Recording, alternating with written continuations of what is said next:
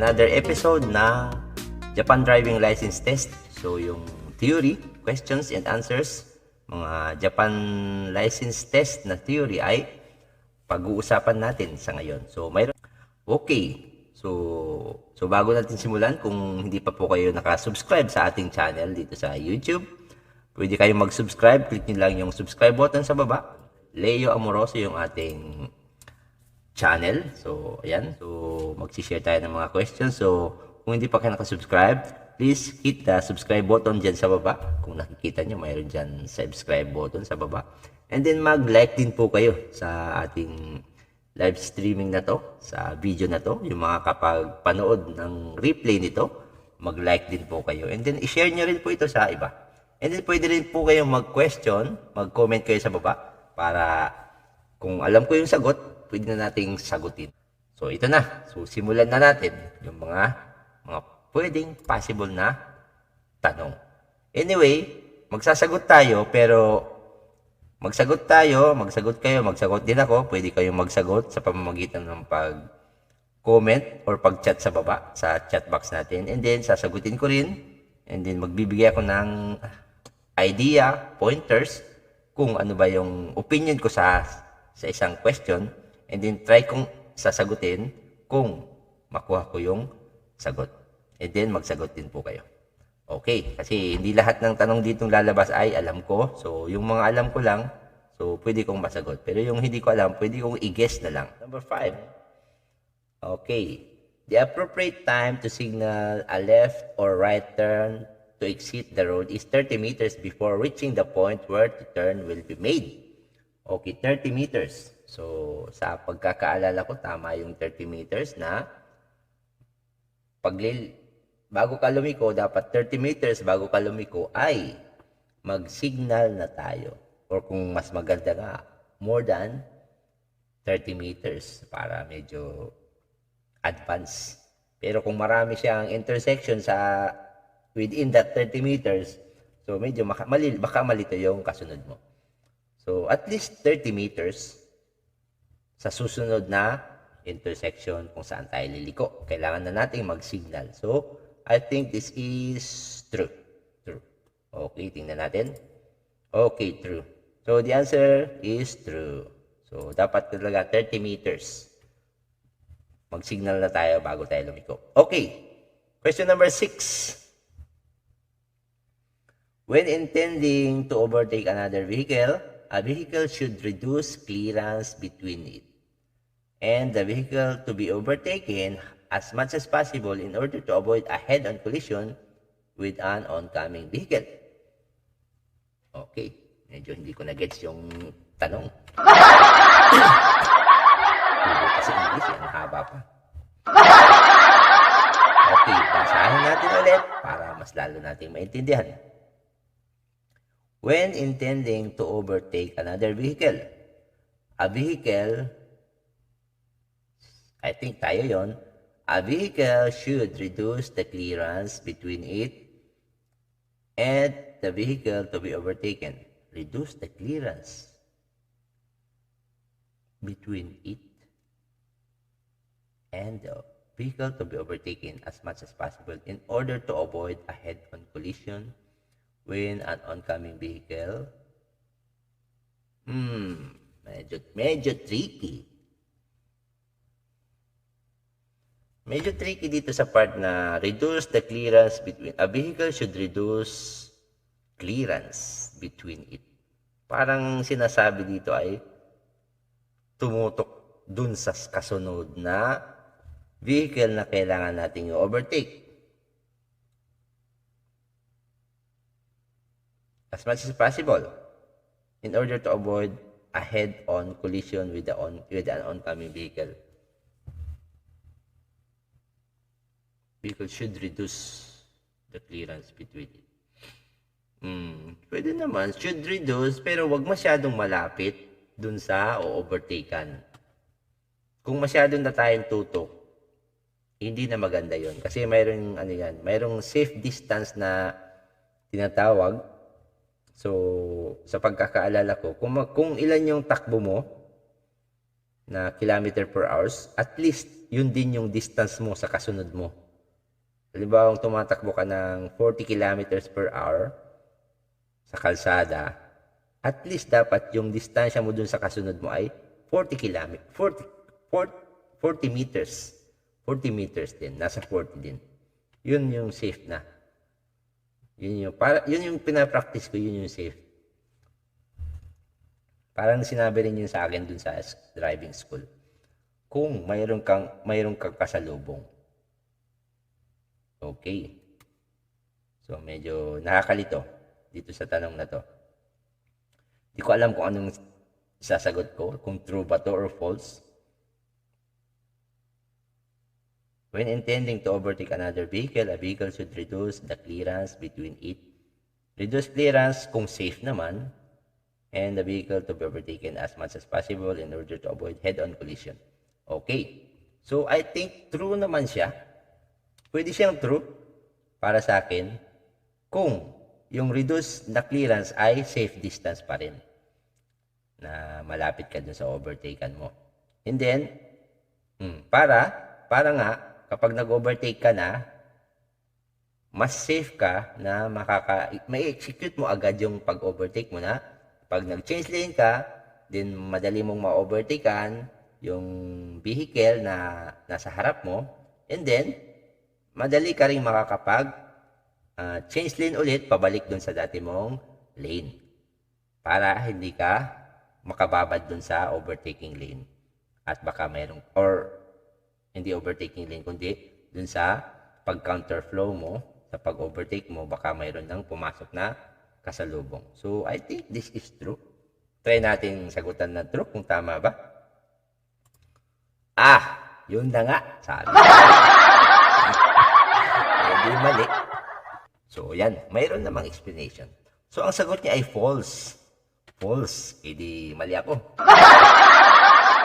Okay. So, ito yung explanation niya. Basahin nga natin. You must keep a safe distance with the vehicle in front. Okay. So, yun na nga sinasabi ko. Dapat, kung magre-reduce tayo ng distance, yung clearance between the vehicle, ay dapat safe distance pa rin. Okay. You must keep a safe distance with the vehicle in front even when overtaking to avoid rear-end collision. Okay. So, andito sa question ay head-on collision sa kasalubong mo. Pero, mas iniiwasan dito yung rear-end collision. Kasi kung mag-overtake tayo tapos masyado tayong tutok dun sa sinusundan natin na gusto nating overtaken, hindi natin kasi alam kung baka mag-brake yon na nasa harap natin, ay mabundol natin yung gusto sana nating overtaken. Okay, so kapag dumating ma-encounter natin yung ganitong sagot, alam na natin na hindi siya true, kundi siya ay false. So, tandaan natin yun, guys. Okay, next question. Overtaking is prohibited at a pedestrian crossing or bicycle crossing or within 30 meters before one, but passing is not prohibited. So, mayroon tayong ditong dalawang word or terminology, overtaking and passing. So, magkaiba kasi yun. Yung overtaking, so, konting ano muna tayo bago natin sagutan kasi medyo nalilito rin ako. Yung overtaking kasi, yun yung tawag doon, kailangan mong unahan yung nasa harap mo, pero kailangan mong mag-change lane or mag-counter flow or mag-change lane para ma-overtake mo yun. And then sa passing naman, kailangan mo unahan yung sasakyan na nasa harap mo, pero mayroong dalawang lane na parehong direksyon. Dalawang lane, halimbawa, main through lane, tsaka yung overtaking lane. So, kung nasa main through lane yung overtaken or uunahan mo, hindi nasa overtaking lane ka, kumbaga, ang tawag na doon ay passing. Yung passing kasi, uunahan mo yung nasa harap mo na hindi ka nag-change lane. Kumbaga, dadaanan mo lang siya. Hindi ka mag-change lane. Doon ka sa lane mo, doon din siya sa lane niya, and then, dadaanan mo siya. Yun yung passing. Or, lalampasan mo siya na hindi ka nag-change lane. Ang tawag doon ay passing. Kapag mayroong dalawang lane na yung kalsada, na pareho yung direction. So, basahin natin ulit. Overtaking is prohibited at a pedestrian crossing or bicycle crossing or within 30 meters before one. Okay. Yun ay, ito true yan. Yung unang, bago sa kama, ito ay true. Na talagang sa mga pedestrian crossing, bawal ka mag-overtake 30 meters before a pedestrian or crossing or bicycle crossing. Bawal talaga yung overtaking doon. And then, passing is not prohibited. So, medyo parang false na yon pagdating dito sa but passing is not prohibited. Kasi, kapag nangyari yon, pwede mong unahan yung isang sasakyan, parang delikado pa rin. Halimbawa, malapit na kayo, 30 meters na kayo sa pedestrian crossing or bicycle crossing. Delikado kasi kung may tumatawid doon, hindi mo mapansin kasi natakpan nung overtaken mo or or unahan mo. Delikado. Pwede yung passing. Okay. So, mayroon kasi din naman na overtaking is prohibited at a pedestrian crossing or bicycle crossing within 30 meters before ng crossing. Or, meron din naman na bawal yung overtaking 30 meters bago mag-intersection. Bawal din yun. So, yun, dalawang klase kasi yun. Dalawang klase na yun na bawal ang overtaking 30 meters before the pedestrian crossing or bicycle crossing. Yun yung una.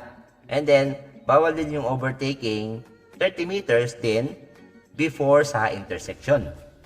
Lalo na kung mayroong pedestrian crossing. Okay. But passing is not prohibited daw. Statement na to. But passing is not prohibited. So, for me, this is false kasi delikado pa rin. Kahit passing yun, kahit hindi yun overtaken, kahit passing, delikado pa rin kasi kung yung lalagpasan mo na sasakyan ay nag-cause na magkaroon ka ng blind spot na hindi mo makita yung tatawid pala sana na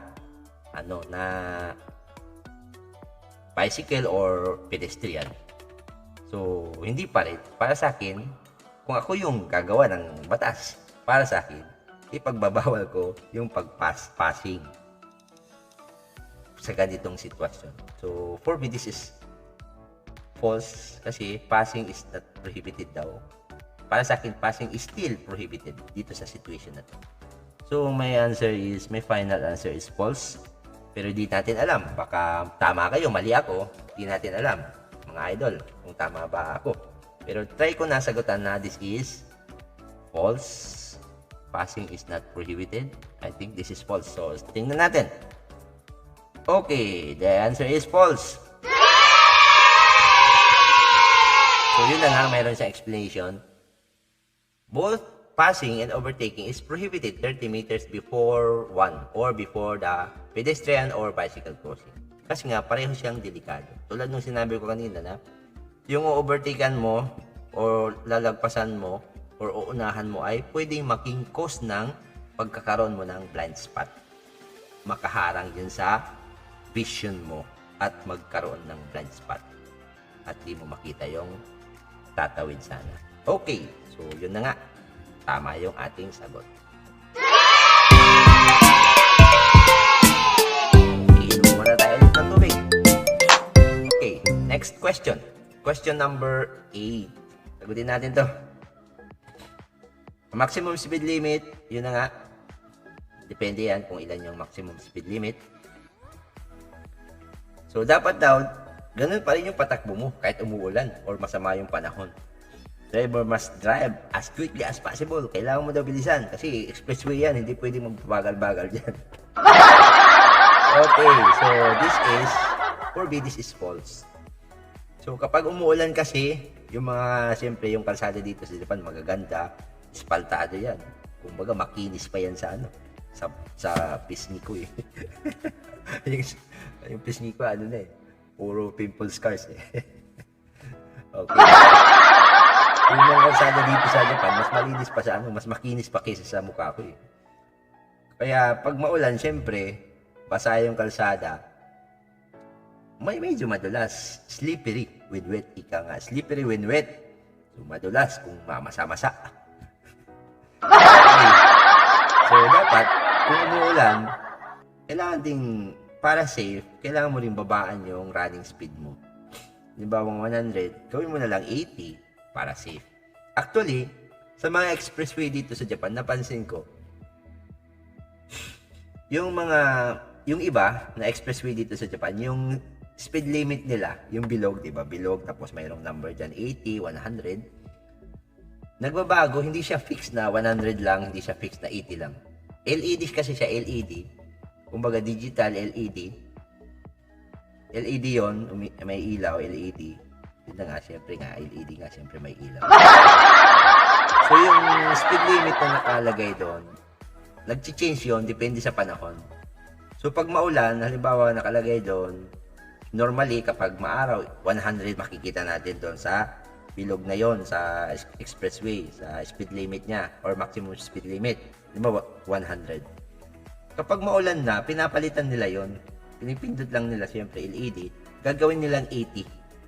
Ginagawa nilang 80. Or minsan 60. Mayroon pang 60 kung nakita. Yun doon sa expressway. So, kapag maulan, binabawasan nila yon, automatic yun na, sini-change nila agad yung speed limit.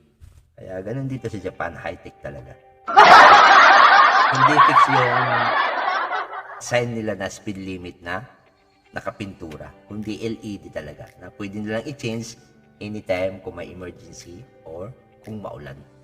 Okay, the answer for this is false kasi hindi mo kailangan sundin yung speed limit kung maulan kasi mabasa yung kalsada, delikado, madulas. So, kailangan mo magbawas ng speed, safe speed. So, this is false. Tama ba? False? Kasi the driver must drive as quickly as possible. So, this is false. Hindi pwede yun. Kaya ito ay false. Okay. Meron pa siyang explanation. Driving when raining needs more cautions. Cautions. Because the roads are wet. The road is wet and slippery. So, madulas at basa. Okay, next question. Question number 9. Ayan na nga sinasabi ko. Ito yata yung kanina. Sinabi ko. Oo nga, ito yata yun. Related din kanina sa overtaking. Okay. In the situation shown in figure, Vehicle A. So, ito, Vehicle A, nasa likod yung red. Sports car, siguro yan, yung red. In this situation, shown in figure, Vehicle A must not overtake Vehicle B, even if it is safe ahead and to the rear. Okay.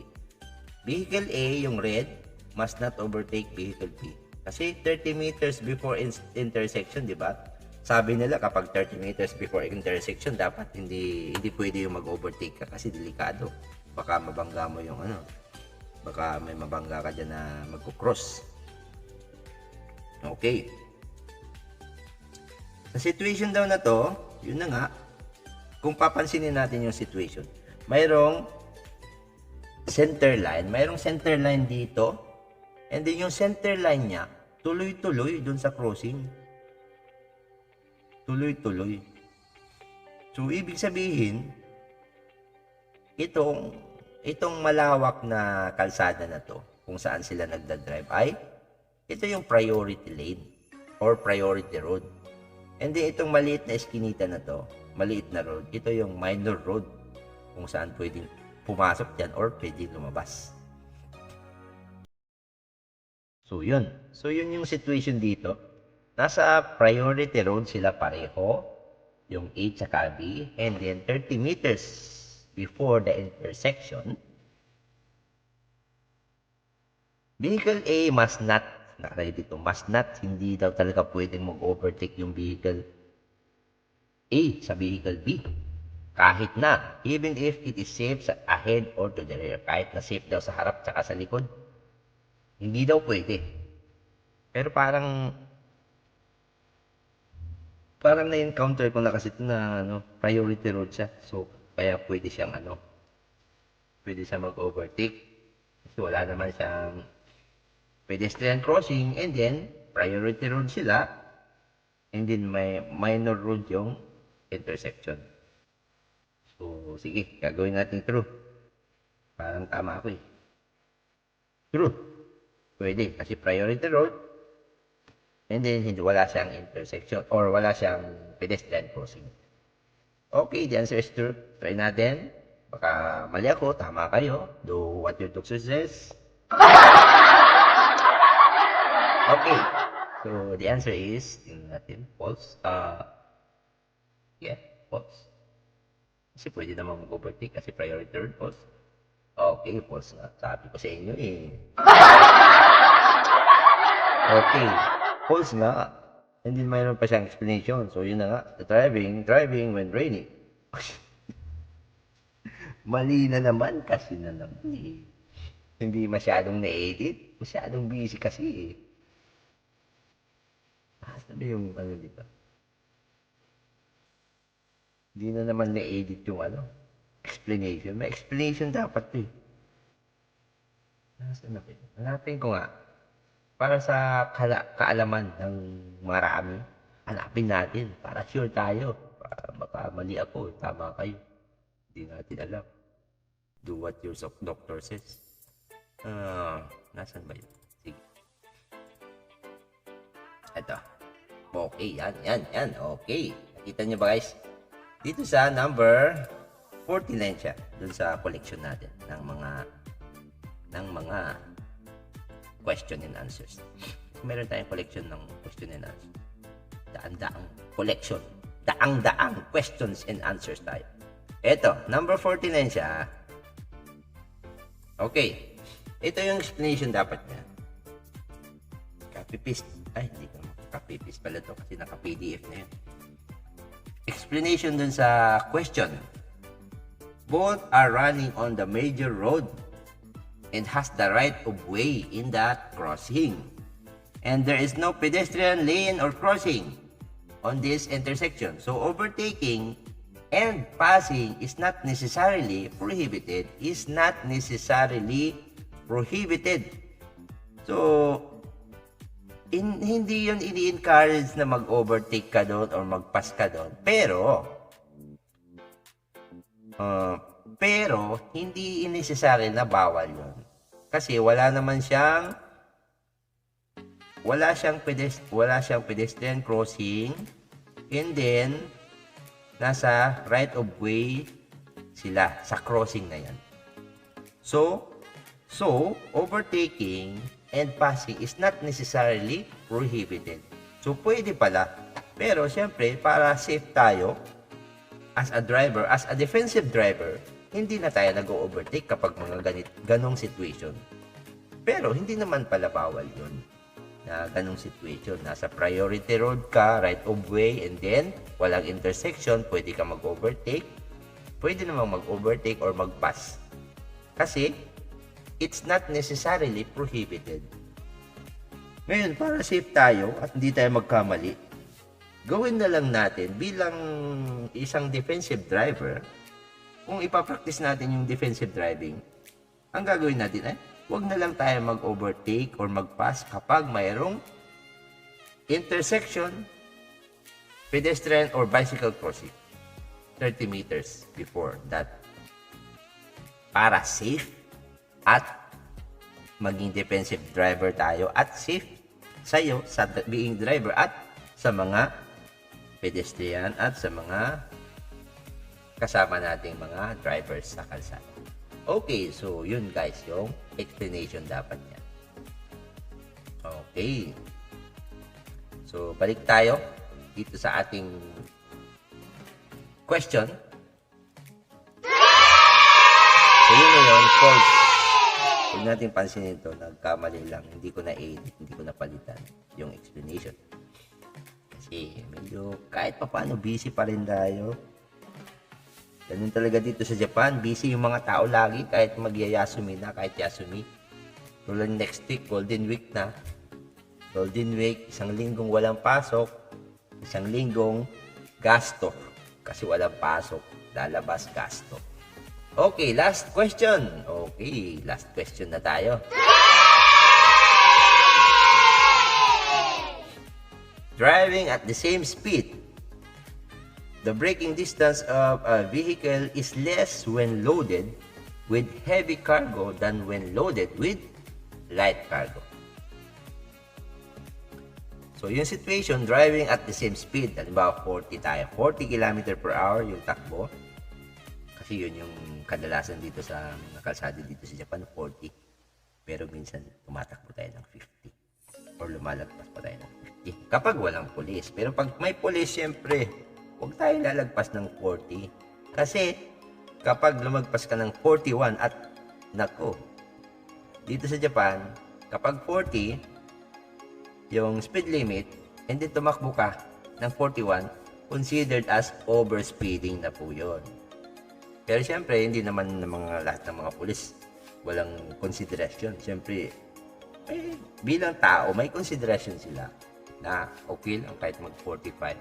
Kasi tao rin sila, may consideration. Pero sa batas, kapag lumagpas ka ng 40, nag-41 ka na, pagdating sa batas, ano na yun? Overspeeding. Pag tiningnan yung batas. Pero pag yung tao yung tumingin, siyempre, human consideration. Okay lang, 45, 5 naman, 5 lang naman. Pero pag ikaw ay nahuli, overspeeding pa rin yun. Kaya mag-ingat pa rin tayo, lalo pag may police. Driving at the same speed, halimbawa 40 kph, the braking distance of a vehicle is less when loaded with heavy cargo than loaded with light cargo. Braking distance is less. Tama ba? Baliktad yata. Kung mabigat yung karga mo, yung braking distance mo ay mas malayo, mas malaki kesa dun sa pag magaan yung karga mo. So, this is false. So, basahin natin ulit. Kasi less. So, magkabaliktad kasi yung situation. The braking distance, so wag na natin basahin yung una kasi alam na natin na fix na yan. Talagang same yung driving speed ng dalawang vehicle. Yung braking distance na lang yung magbabago dyan. The braking distance of a vehicle is less. So, mas mababa daw yung braking distance or mas mababa or mas maiksi. Yung braking distance of a vehicle is less kapag mabigat yung karga. Ha? So, hindi ganun yun. Kapag mabigat yung karga mo, halimbawa ikaw ay truck.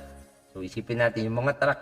Pag nag-brake yan, mahaba pa rin yung tinatakbo bago siya tumigil. Kasi masyado nga mabigat yung karga niya. Law of physics, law of inertia. Kapag tumatakbo ka ng mabilis, hindi ka basta-basta makakatigil ng stop ball. No? Hindi ka pwede mag-stop ball. Tulad ng sa bilyar, stop ball. Dahan-dahan ka. Pag mabigat ka, masyado kang mabilis, or mabigat yung load, hindi basta-basta na nakaka-brake o nakakatigil. Tulad ng mga truck. Kaya pag mga truck loaded, medyo dumistansya tayo. Lalo na pag nasa kasunod natin. And then yung mga truck driver ay nagdidistansya talaga sila. Para pag nag-brake sila, mahaba kasi yung kailangan nilang braking distance. So kapag mabigat yung karga mo, mahaba yung braking distance mo. Malayo. So baliktad yung question na to. The braking distance is less when loaded with heavy cargo than when loaded with light cargo. So, mas mababa daw yung braking distance or mas maiksi yung braking distance kapag kargado ka kaysa sa magaan lang yung karga mo. So, baliktad siya. So, dapat, the braking distance of a vehicle is less when loaded with light cargo than loaded with heavy cargo. So, nagkabaliktad yung dalawang to. Heavy tsaka light. So, the answer is false. Tama ba? False. Kasi baliktad siya. So, for me, the answer is false. Tingnan nga natin. Okay. So, false nga. Okay, may explanation din siya. Explanation niya ay ito. Meron ba tayong chat box mamaya? Kung may chat tayo ay tingnan natin. Okay. So, sagutan muna natin. And then, explanation pala. Explanation, heavy and loaded vehicles has longer braking and stopping distance. So, kapag mabigat or loaded yung vehicles, tulad ng mga truck or mga bus, mabigat, ay mas mahaba yung braking and stopping distance nila. So, tama. The answer is false. Okay. So, naka 10 questions na naman ulit tayo guys ngayong Sabado ng gabi.